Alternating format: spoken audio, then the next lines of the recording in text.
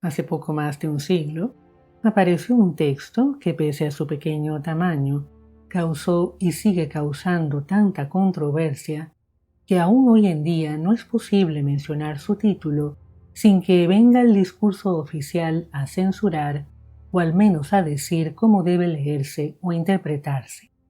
Me refiero a esas referencias a Wikipedia o a la IA que aparecen al pie de algunos videos. Estoy hablando de los protocolos de cierto grupo, de cierto monte bíblico, que de aquí en adelante seguiré llamando los protocolos.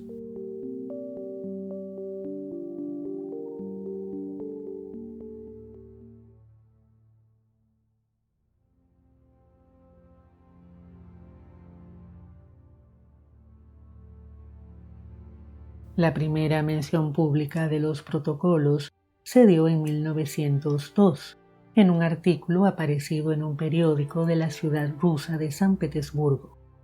Un año después, en 1903, el folleto en cuestión fue publicado en una serie de artículos en otro periódico de la misma ciudad. Sin embargo, la versión que fue luego traducida y comentada fue la que apareció como capítulo final de un libro de 1905 de un escritor y místico ruso cuyo nombre se hizo conocido gracias a los protocolos. En el ambiente político de la Rusia de principios del siglo XX, no era de extrañar que aparecieran publicaciones ideológicamente intensas. Pero lo que distinguió a los protocolos no fue su postura ideológica particular, sino el carácter con el que se presentó. Se trataba, supuestamente, de la transcripción en actas de la reunión secreta de un círculo de sionistas que trazaban la hoja de ruta para una completa dominación del mundo, comenzando por Europa. ¿Qué dicen los protocolos? Bueno, se pueden dividir en dos secciones. Una primera parte describe diversas estrategias generales para desestabilizar los gobiernos europeos y asegurar su control político, económico e ideológico, de manera que sin que las sociedades europeas se den cuenta, terminen por no solo aceptar, sino implorar el gobierno despótico que se planea imponer. En una segunda parte se describe de manera general cómo sería ese gobierno mundial, pero sin duda la parte más interesante es la primera. En los apartados en que los protocolos describen cómo desestabilizar los gobiernos europeos y en general todos los demás, se incluyen tácticas rastreras, como la de financiar y apoyar facciones contrarias, estimular ciertas guerras, asegurarse de endeudar a los gobiernos y colocar en los puestos más altos a aquellos políticos con historias manchadas a los que se pueda chantajear y manipular. De hecho, los protocolos aseguran que ellos ya se habían introducido en las logias masónicas y habían llegado a sus más altos niveles precisamente para contactar, controlar y espiar a los políticos más importantes del mundo cristiano.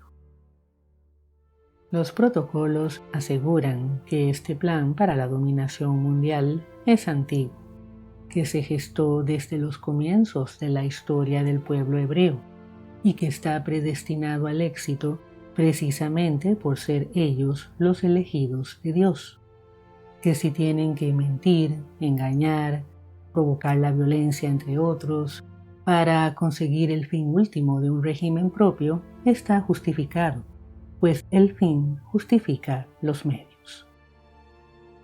Con artimañas se hace la guerra, era el lema de la Mossad. Ahora lo cambiaron por uno más políticamente correcto, pero la actitud sigue igual y todos lo podemos ver.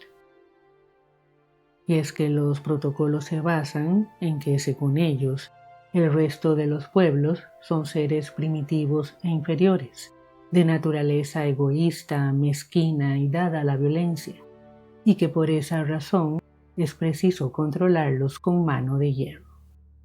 Hay muchos detalles en los protocolos sobre las diversas maneras en que pueden y han podido desestabilizar a los gobiernos europeos, pero todo de forma solapada, para que nadie se dé cuenta de sus manipulaciones. Naturalmente, nomás apareció el texto. Lo primero que muchos hicieron, empezando por los judíos, fue acusarlo de falso, de ser una falsificación maliciosa por parte de elementos aristocráticos, monárquicos y nacionalistas rusos.